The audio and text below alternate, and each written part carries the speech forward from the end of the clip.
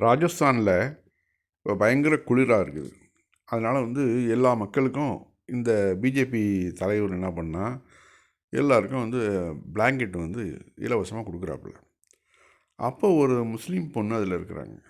உடனே அந்த பேரை உன் பேர் என்னான்னு கேட்டுட்டு அந்த கிறுக்கன் என்ன பண்ணுறான்னாக்க கொடுத்த இந்த பிளாங்கெட்டை திரும்பி வாங்குறான். உனக்கெல்லாம் நான் தரமாட்டோம், உங்களுக்கெல்லாம் நான் கொடுக்க வேண்டிய அவசியம் இல்லை அப்படின்னு சொல்லிட்டு அதை வாங்குறத பார்க்குறோம்.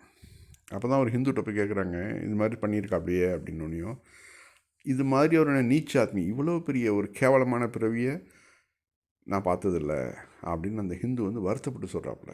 ஏன் இப்படி நடந்துக்கிறாங்க அப்படின்னு சொல்லிட்டு அது அது உடனே பாருங்கள், இதுதான் அந்த அந்த பெண்ணு, அந்த பெண்மணி இஸ்லாமிய பெண்மணி உடனே அந்த கிராமத்துலேயும் பக்கத்துலேயும் எல்லாம் இதெல்லாம் கேள்விப்பட்டு என்ன பண்ணாங்கனாக்க, அந்த கிறுக்கன் கொடுக்கலன்னா என்ன, நாங்கள் தரோன்னு சொல்லிவிட்டு இந்துக்களும் முஸ்லீம்களும் சேர்ந்து அந்த பெண்ணுக்கிட்ட கிட்டத்தட்ட ஒரு 100க்கு மேலே பிளாங்கெட்டை ஃப்ரீயாக கொடுத்துருக்குறாங்க.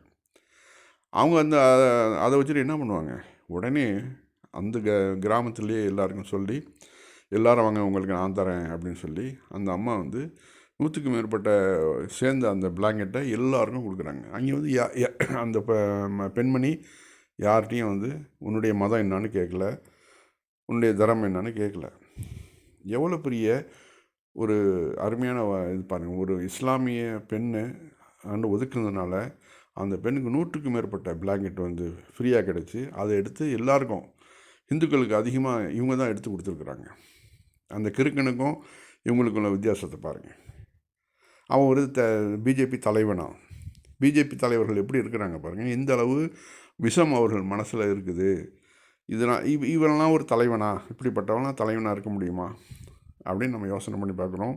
இதை வச்சு இந்துக்களுடைய ஓட்டுக்களை வாங்கலான்னு தான் பார்க்குறான். ஆனால் உல்டாவாக இந்துக்களே வெறுக்கிறாங்க இப்போ.